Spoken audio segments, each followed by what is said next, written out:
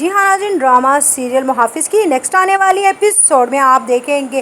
کہ ادھر جب یہ بات کا یقین ہو جائے گا بہزاد کو کہ اب وہاب درانی کو اس بات کا یقین ہو گیا ہے کہ پارس اس دنیا میں نہیں رہی، تو وہ کہے گا کہ تمہارا پلان بہت ہی کامیاب رہا زوار، لیکن اب تمہیں اس کی حفاظت کرنی ہے اور اپنے گھر پر اسے کوئی تکلیف نہیں ہونے دینی، کسی بھی طرح کی پیسے کی فکر مت کرنا۔ ادھر آپ دیکھیں گے کہ اب بہزاد شاہ کا صرف ایک ہی خواب ہے کہ بس اب وہ ندیم کے خلاف وہاب درانی کو اس قدر اکسا دے کہ پارس کی موت میں سب سے پہلے ہی ہاتھ ندیم کا ہے، کیونکہ وہ اپنے بیٹے کو بچانے کے لیے پارس کو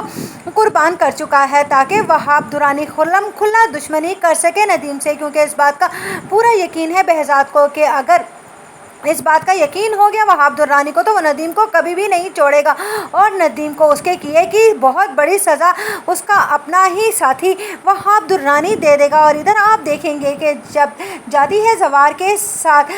پارس اس کے گھر پر تو اس پر کہتی ہے اس کی بہن کہ بھائی آپ اسے یہاں کیوں لے آئے ہیں، جب اس کا باپ کہتا ہے کہ اگر اس کو پیچھا کرتے ہوئے اس کے دشمن یہاں تک پہنچ گئے اس کے باپ کے، تو تم جانتے ہو کہ تمہاری اپنی بہن بھی ہے اس گھر میں اور تمہاری ہونے والی بیوی بھی اسی گھر میں ہے۔ اس پر ایک دم سے پارس حیران رہ جائے گی کہ بہزاد نے کبھی نہیں بتایا کہ اس کے چچا کی بیٹی سے اس کی منگنی ہو چکی ہے۔ جب وہ یہ بات زوار سے کرے گی کہ زوار تم نے اتنی بڑی بات مجھ سے کیسے چھپا لی، جس پر زوار کہے گا کہ مجھے نہیں لگتا تھا کہ یہ بات تمہیں بتانی ضروری ہے، جس پر کہے گا زوار کیوں تمہیں برا لگ رہا ہے، جس پر پارس کہے کیا تم نہیں جانتے ہو کہ اب تک میں تمہیں ہی اپنا محافظ سمجھتی آئی ہوں، صرف اور صرف اپنا باڈی گارڈ نہیں بلکہ اپنی زندگی کا محافظ بھی میں نے ہمیشہ تمہیں ہی سمجھا ہے۔ اور ادھر آپ دیکھیں گے کہ زوار کی کزن کو تو اب جیلسی فیل ہونے لگی ہے پارس سے، کیونکہ اسے لگتا ہے کہ شہر کی لڑکیاں ہمیشہ